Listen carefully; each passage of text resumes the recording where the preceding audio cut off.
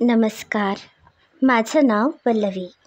माझ्या चॅनलमध्ये तुम्हा सर्वांचे स्वागत आहे. आज आपण तांदळाचे उपीट तयार करूया.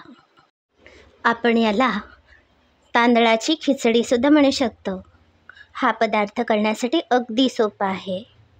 जर कधी खूप माणसांसाठी नाश्ता तयार करायचा असेल किंवा बागकामासाठी खूप लोक जर येणार असतील तर मी हा सहज सोपा पदार्थ तयार करते. हा पदार्थ करण्यासाठी अगदी सोपा आणि पटकन तयार होतो.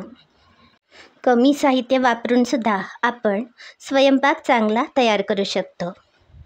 जर कधी सकाळी उठायला उशीर झाला तर मी हा पटकन सोपा पदार्थ तयार करते. चला तर मग आपण सुरुवात करूया. अर्धी वाटी तूर डाळ घेतली आहे. ही तूर डाळ स्वच्छ धुवून घेऊया. हे बघा, ही डाळ 2 ते 3 वेळा मी स्वच्छ धुवून घेतली आहे. 7 ते 8 हिरव्या मिरच्या चिरून घेतल्या आहेत.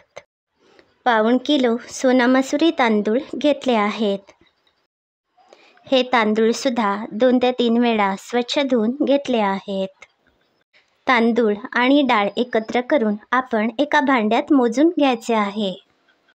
डाळ आणि तांदूळ 1 भांडे भरून असेल तर आपण 2 भांडी पाणी घ्यायचे आहे.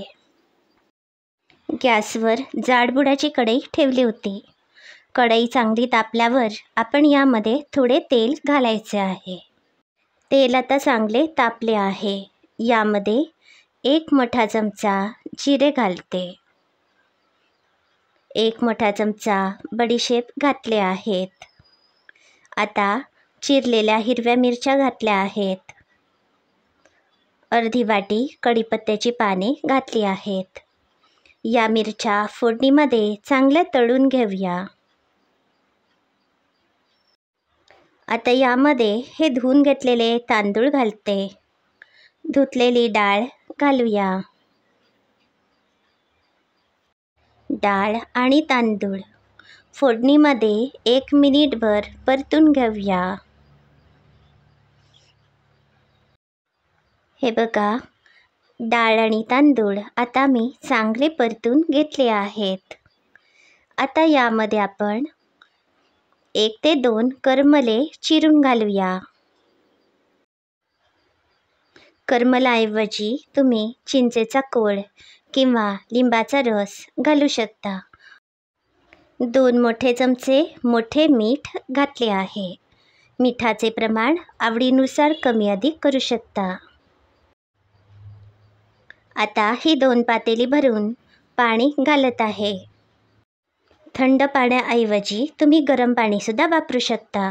जर तुम्ही गरम पाणी वापरलेत तर हे तांदळाचे उपीट लवकर तयार होईल.